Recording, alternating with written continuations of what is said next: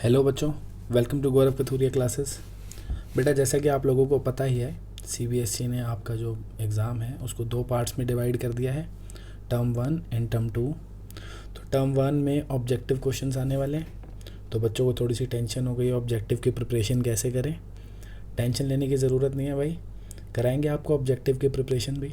ठीक है, chapter wise आपको कुछ कुछ इंपॉर्टेंट क्वेश्चंस कराएंगे, ज़्यादा से ज़्यादा क्वेश्चन कवर कराने की कोशिश करेंगे ताकि आपको एग्ज़ाम में कोई दिक्कत ना आए। तो जो भी वीडियो में बच्चों क्वेश्चन कराऊंगा, आप वीडियो पॉज करके एक बार पहले उसे खुद अटेम्प्ट कर सकते हैं, ना हो तो वीडियो प्ले करके देख लो। ठीक है ना, बार बार ये बात बता के वीडियो लंबी करने का कोई फ़ायदा नहीं है। आज हम आपके first chapter relation and function के कुछ ऑब्जेक्टिव क्वेश्चंस करने वाले हैं। ठीक है, तो एक बार फिर से आपको बता देता हूँ कि हर क्वेश्चन को आप वीडियो पॉज करके खुद अटेम्प्ट कर सकते हैं, करना भी चाहिए। और ऑब्जेक्टिव क्वेश्चन करने का फ़ायदा तभी है जब आप ये चैप्टर पढ़ चुके हो, अदरवाइज़ तो दिक्कत होगी ना। अगर आपने चैप्टर नहीं पढ़ा है तो नीचे प्लेलिस्ट में डाल दूंगा डिस्क्रिप्शन में, आप चैप्टर सीख सकते हैं, उसके बाद ये क्वेश्चन समझने का फ़ायदा है। तो करते हैं भाई, स्टार्ट करते हैं क्वेश्चंस। तो ये है भाइयों पहला क्वेश्चन। क्या कह रहा है? टोटल नंबर ऑफ रिलेशंस बतानी है आपको ए सेट से बी सेट पे कितनी होंगी। ठीक है, तो सिंपल है। ए सेट में आपको दिख रहा है 3 एलिमेंट्स हैं। Number of elements in set A is 3, number of elements in set B is 2, then number of elements in A cross B will be 6। सही है ना, 3 इंटू 2, 6 एलिमेंट्स हो जाएंगे आपके ए क्रॉस बी में। तो आप लोगों को पता होगा रिलेशन क्या होता है। जब हम दो सेट के बीच में कोई रिलेशन बनाते हैं तो वो क्या है, वो ए क्रॉस बी का सबसेट ही तो होती है ना। तो यानी ए क्रॉस बी के जितने सबसेट होंगे उतनी ही रिलेशंस होंगी। तो टोटल नंबर ऑफ रिलेशंस जो होंगी, टोटल नंबर ऑफ रिलेशंस वो किसके इक्वल हो जाएगी?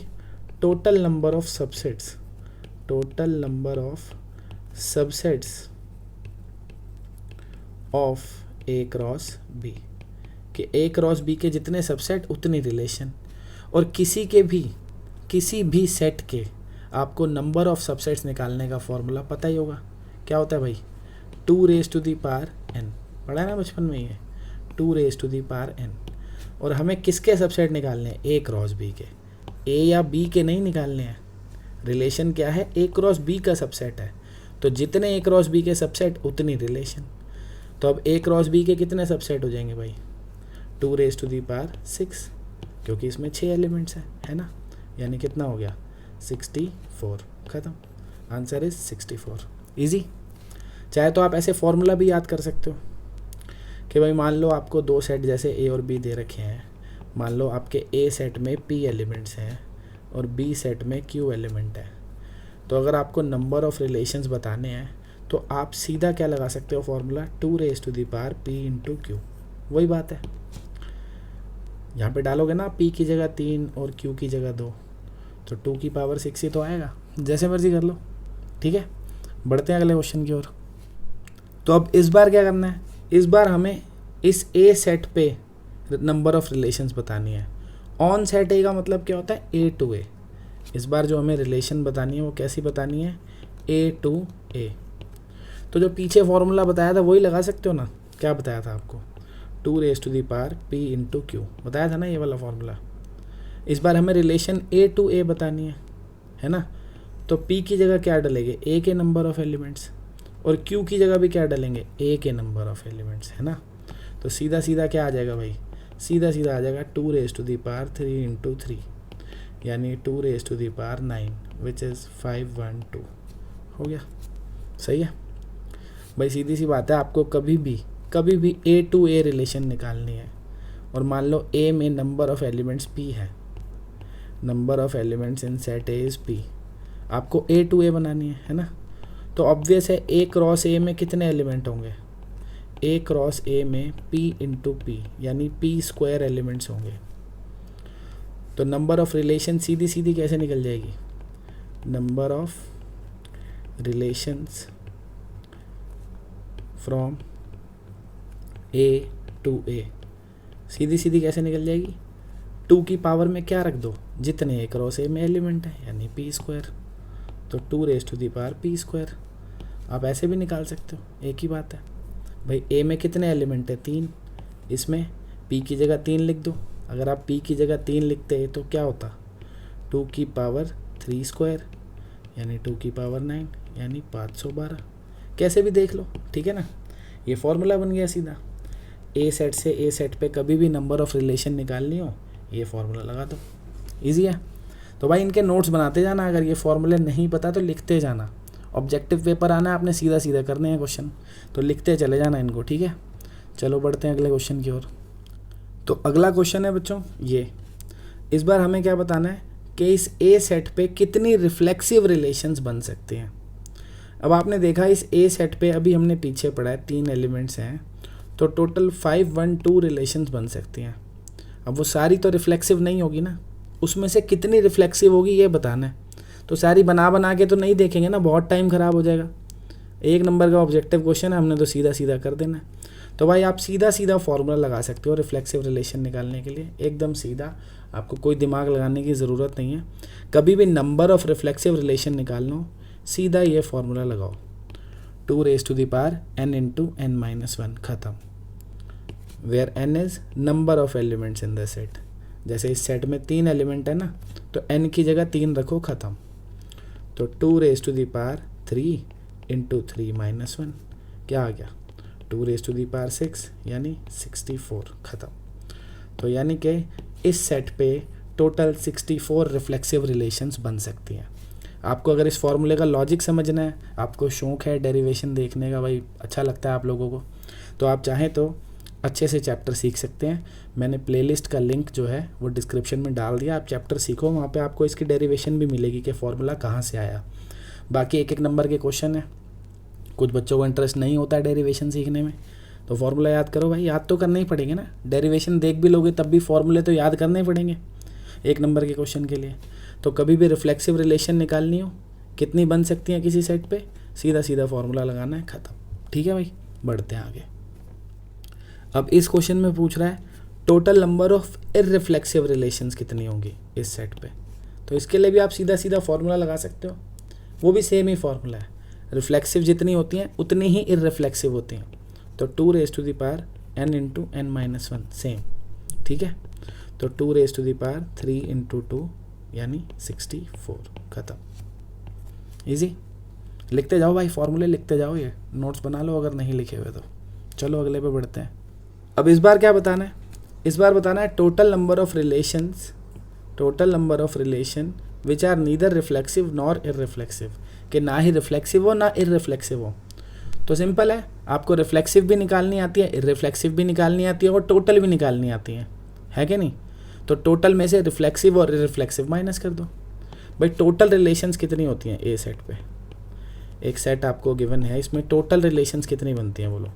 2 raised to the power n square, बताया था पीछे अभी। तो 2 raised to the power 3 square, 2 raised to the power 9 which is 5 1 2। Reflexive कितनी बनती हैं? रिफ्लेक्सिव क्या बताया था आपको अभी? 2 raised to the power n into n minus 1, पीछे निकाला था ना, 64 आ रही थी। इररिफ्लेक्सिव भी सेम ही होती हैं, अभी तो निकाला है पीछे क्वेश्चन में। इररिफ्लेक्सिव भी सेम ही होंगी, है ना, वो भी 64 होंगी। तो टोटल हमें पता है, उसमें से ये दोनों माइनस कर दो, पता लग जाएगा कितनी रिलेशन ऐसी हैं जो ना ही रिफ्लेक्सिव है ना ही इररिफ्लेक्सिव है, ठीक है ना। तो हमने क्या करना है जी, 5 1 2 में से इन दोनों को माइनस कर देना है, 64 और 64 को, आंसर अपने को मिल जाएगा। क्या आ रहा है? 384 लग रहा है मुझे तो, है ना, हो गया। चलो बढ़ते हैं अगले क्वेश्चन की ओर। अब इस बार हमें बताना है कि सिमेट्रिक रिलेशंस कितनी बनेंगी इस सेट पे। इस सेट पे सिमेट्रिक रिलेशंस कितनी बनेंगी? तो सिमेट्रिक रिलेशन निकालने का फॉर्मूला है मेरे भाइयों 2 raised to the power n into n plus 1/2। बस वैल्यू डालो n की, ख़त्म। नंबर ऑफ एलिमेंट्स आपको दिख रहे हैं ना, कितने हैं? 3 है, n की जगह 3 लिख दो, बस ख़त्म। कितना आ गया? 2 raised to the power 6 64, ख़त्म, ठीक है। करते हैं अगला क्वेश्चन। तो अगला आता है बच्चों, एसिमेट्रिक रिलेशन कितनी बनेगी? अभी क्या बताई थी? सिमेट्रिक, अब बतानी है एसिमेट्रिक कितनी बनेगी। तो इसके लिए भी सीधा सीधा फॉर्मूला लगा सकते हो आप, सीधा सीधा फॉर्मूला वो है 3 raised to the power n into n minus 1/2, simple. बस n की वैल्यू डालो, ख़त्म। n कितना है, 3 है, तो आपको दिख गया 3⁻³ आ गया, यानी 27 हो गया। ठीक है, बढ़ते हैं अगले क्वेश्चन की ओर। अब बताना है बच्चों इस बार कि एंटी सिमेट्रिक रिलेशंस कितनी बन सकती हैं।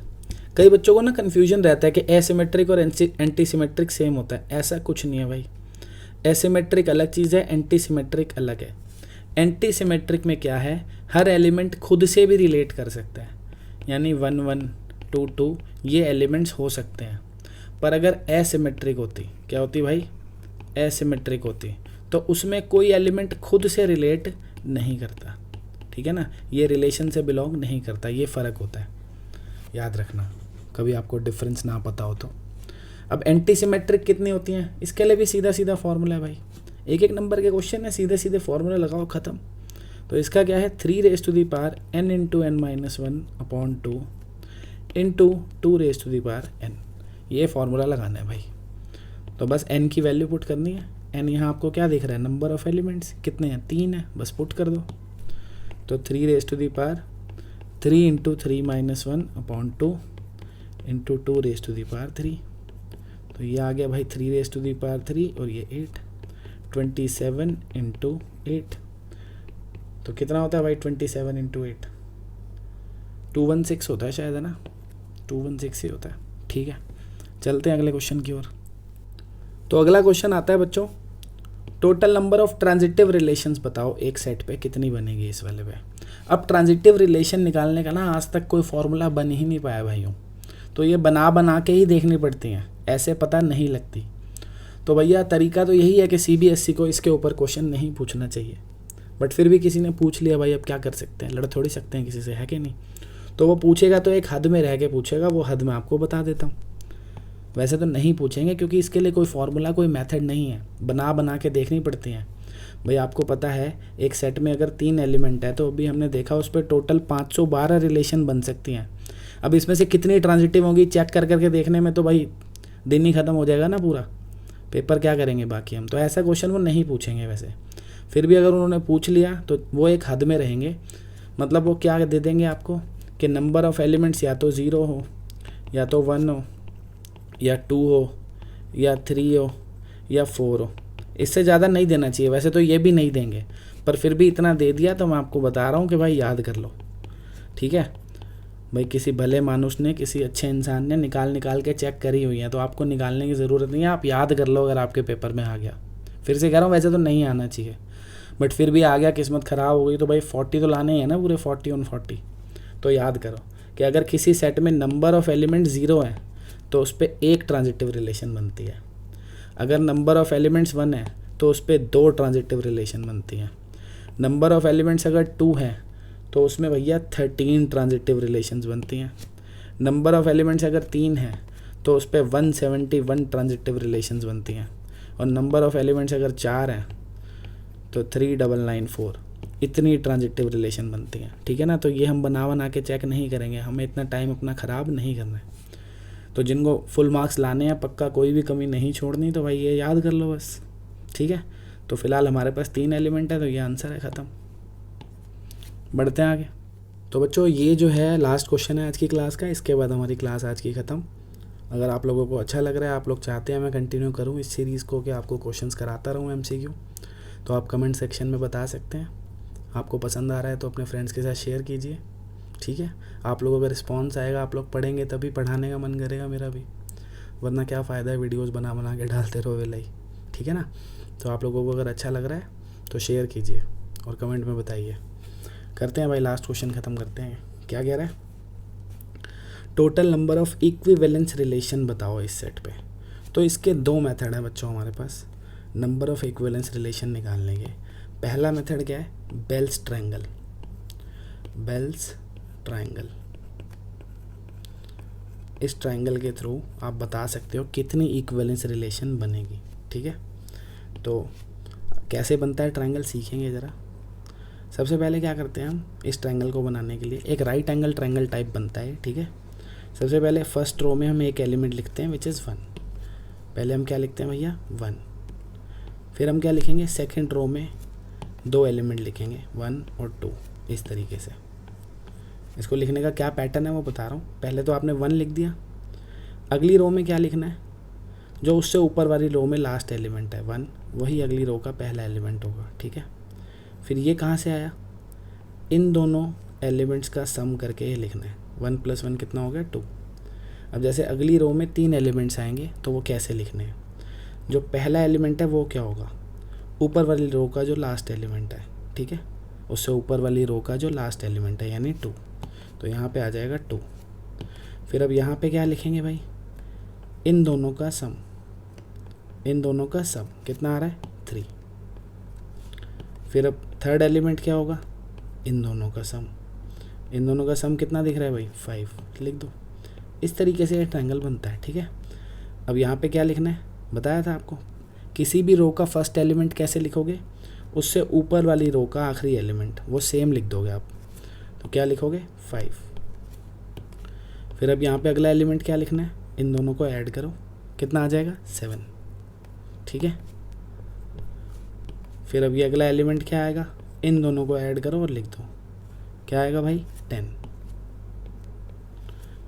फिर अब अगला एलिमेंट क्या आएगा, इन दोनों को ऐड करो लिख दो, कितना आएगा 15, सही है ना। ऐसे अब अगली रो लिखनी है, क्या करोगे, पहला एलिमेंट कैसे आएगा, ये जो लास्ट वाला था क्या था 15, ठीक है।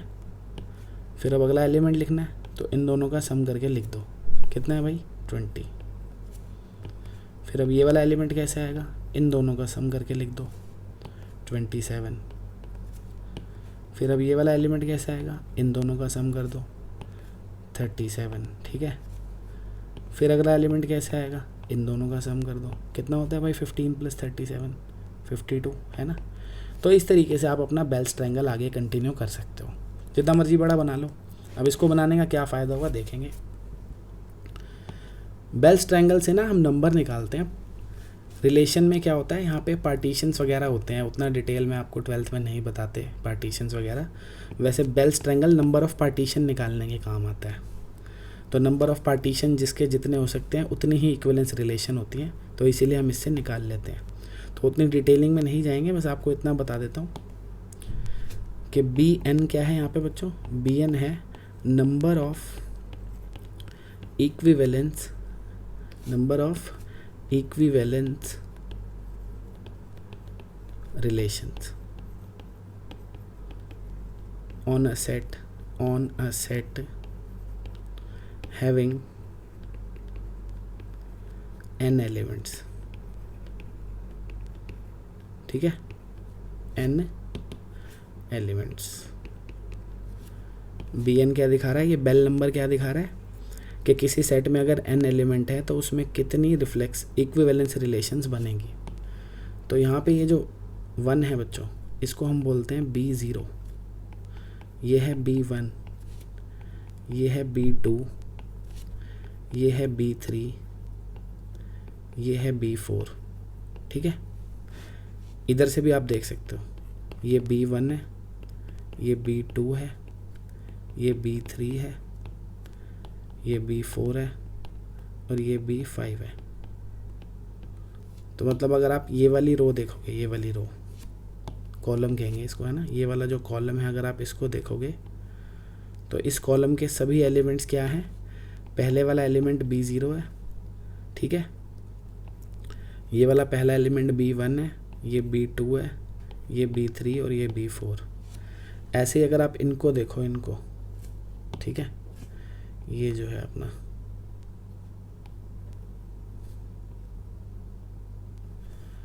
तो ये वाले नंबर से भी आप यहाँ पे BN उठा सकते हो। यहाँ पे 1 से शुरू करना है, आगे बढ़ना है, यहाँ पे 0 से शुरू करना है।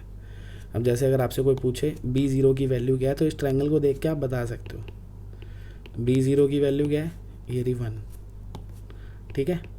आपसे कोई पूछे B1 की वैल्यू क्या है, तो B1 की वैल्यू देखो यहाँ से भी दिख रही है 1 है, B1 की वैल्यू यहाँ से भी दिख रही है 1 है, कहीं से भी देख सकते हो आप।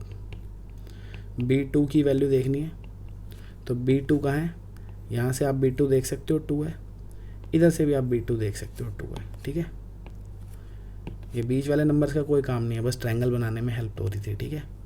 अब जैसे आपको B3 लिखना है तो B3 कितना होगा, यहाँ से देख लो कितना है 5 है, यहाँ से भी देख सकते हो 5 है ना। B4 है, B4 क्या है भाई, B4 है 15, यहाँ से भी देख सकते हो 15 है, ठीक है। फिर B5 क्या है 52, ठीक है ना। इस तरीके से आप देख सकते हो। ये सेम क्यों आ रहा है यहाँ पे, जो B4 है यहाँ पे B4 है भाई, सीधी सी बात है, ये इस वाले को ही तो मैंने फर्स्ट एलिमेंट बनाया था ना, है ना। ऐसे मैंने इस वाले को ही तो अगली रो का फर्स्ट एलिमेंट बनाया था, तो सेम ही आना है। तो अब ये B0 B1 B2 B3 क्या दिखा रहे हैं भाई, जैसे हमारे सेट में 3 एलिमेंट है तो B3 क्या है 5 है, मतलब 5 इक्विवेलेंस रिलेशंस बन सकते हैं, ठीक है। कितनी बन सकती है बच्चों, 5। तो अब हमसे कोई पूछे कि एक सेट है जिसमें 3 एलिमेंट है, कितनी इक्विवेलेंस रिलेशन बनेगी, 5। आप बना के भी देख सकते हो, वो तो मैं आपको सिखा रहा था, इतना टाइम लग गया। जो बच्चा खुद करेगा तो फटाफट बेल ट्रायंगल बना के अपना आंसर बता सकता है। वैसे ये क्वेश्चन आपने एनसीईआरटी में किया हुआ है, आपने बना के देखी थी वहाँ पे रिलेशंस, अगर किसी ने किया है तो वो तो बहुत ज़्यादा टाइम लग जाता है, ठीक है। अगर 4 एलिमेंट हुए तो बहुत दिमाग ख़राब हो जाएगा, बहुत देर लगेगी, तो ये बेस्ट वे है। इससे आप फटाफट ट्रायंगल बनाओ और बता सकते हो। जैसे किसी ने कहा अगर भैया 4 एलिमेंट्स हैं, कि कोई सेट है उसमें 4 एलिमेंट्स हैं, और आपसे पूछो कितनी इक्विवेलेंस रिलेशन होगी, तो कितनी होंगी 15। B4 कितना है 15, तो इस पे 15 इक्विवेलेंस रिलेशंस बन सकती हैं, ख़त्म, इजी। तो एक मेथड तो ये है, एक और मेथड भी है, एक रिकरेंस रिलेशन होती है, एक फॉर्मूला टाइप है, ठीक है, उससे भी आप बता सकते हो। एक फॉर्मूला है, क्या है भाई, Bn+1 is equals to summation of R equals to 0 to N NCR, ठीक है, NCR और BR, ये फॉर्मूला है, ठीक है। और ये फॉर्मूला जो यूज़ होगा बच्चों, ये यूज़ होगा किसके लिए, n greater than equal to 2 के लिए। B0 और B1 तो आपको याद ही करने पड़ेंगे, B0 और B1 ये दोनों आपको याद करने पड़ेंगे कि 1 है। उसके बाद कोई भी हो आप इस फॉर्मूले से निकाल सकते हो, ठीक है। कैसे देख लो, मान लो आपको निकालना है, सपोज आपको B3 निकालना है, ठीक है। तो आप 3 को ऐसे n+1 की फॉर्म में अगर लाओ तो आप 3 को लिख सकते हो ना 2+1, नहीं लिख सकते भाई, 3 को लिख नहीं सकते ऐसे 2+1। तो अब ये दोनों की शक्ल एक जैसी हो गई, तो अगर आप इनको कंपेयर करो तो आपको n कितना मिल गया, 2 मिल गया ना। तो ये फॉर्मूला लगा दो, n की जगह 2 लिख दो। क्या करेंगे, summation of R equals to 0 से लेके 2 तक 2CR और ये BR, सही है ना। क्या करा, हमको B3 निकालना था, तो हमने 3 को 2+1 में ब्रेक किया, यहाँ से कंपेयर करके हमको n पता लग गया 2 है, तो इस फॉर्मूले में हमने n की जगह 2 लिख दिया। अब ये समेशन का मतलब तो आपको पता ही होगा क्या होता है, कि ये जो टर्म है इसमें R की वैल्यू 0 से लेके 2 तक ऐड डालो और उन सब टर्म्स को ऐड करो। 3 टर्म्स आएंगी ना, यानी क्या करेंगे हम, एक बार तो R की वैल्यू 0 डालेंगे तो 2C0 B0, एक बार R की वैल्यू 1 डालेंगे 2C1 B1, एक बार R की वैल्यू 2 डालेंगे 2C2 B2, ठीक है। तो ये वैल्यूज़ डल गई। अब हम इसको वैल्यूज़ को यहाँ पुट करेंगे, आंसर आ जाएगा। देखो कैसे, 2C0 कितना होता है भाई, 1 होता है। B0 हमें गिवन ही है 1 है। 2C1 होता है 2, 2C1 2 होता है ना। B1 भी हमें पता ही है कितना है, 1 है। फिर 2C2 को आप सॉल्व करोगे 1 आता है, और B2 की वैल्यू क्या होती है, ये रही, देखो ये लिखी हुई है ना, B2 कितना है 2 है, लिख लो B2 कितना है 2, तो कितना आ गया 1 + 2 + 2 5 आ गया, ठीक है। तो B3 5 ही तो आ रहा था, देखो B3 5 ही आ रहा था ना। पर इस फॉर्मूले के साथ दिक्कत यह है कि कोई भी निकालना है तो उससे पीछे के तुम्हें पता होने चाहिए। मान लो तुम्हें B4 निकालना है तो पीछे के चारों पता होने चाहिए। तो अगर आप इस फॉर्मूले से करोगे तो या तो आपको पीछे के सारे याद हो, B4 निकालने के लिए आपको B3 B2 B1 B0 सब या तो याद हो, या आप सारे निकालो इस फॉर्मूले से, तो लंबी चौड़ी कहानी हो जाएगी। तो इसलिए मैं तो कहता हूँ भैया ये ट्रायंगल बना लो, ईजी रहता है, ठीक है बच्चों। तो ये थी आज की क्लास, ख़त्म करते हैं यहीं पे भाई। आज की क्लास के बाद आपको किसी भी टाइप के रिलेशन बतानी हो कि कितनी नंबर ऑफ़ इक्विवेलेंस रिलेशन, कितनी नंबर ऑफ़ सिमेट्रिक होंगी, रिफ्लेक्सिव होंगी, आप सब बता सकते हो। 1 नंबर ख़त्म। पर वो तभी आएगा जब ये सारी चीज़ें आपको याद होंगी। तो भाई नोट्स बना लेना, ठीक है। और फिर से कहूँगा, अगर अच्छा लगा हो तो लाइक करें, शेयर करें, सब्सक्राइब करें। ठीक है, और कमेंट में बताएं कि अच्छा लगा कि सर आगे और बनाइए, तो बनाएंगे फिर। ठीक है, चलो बाय, थैंक यू।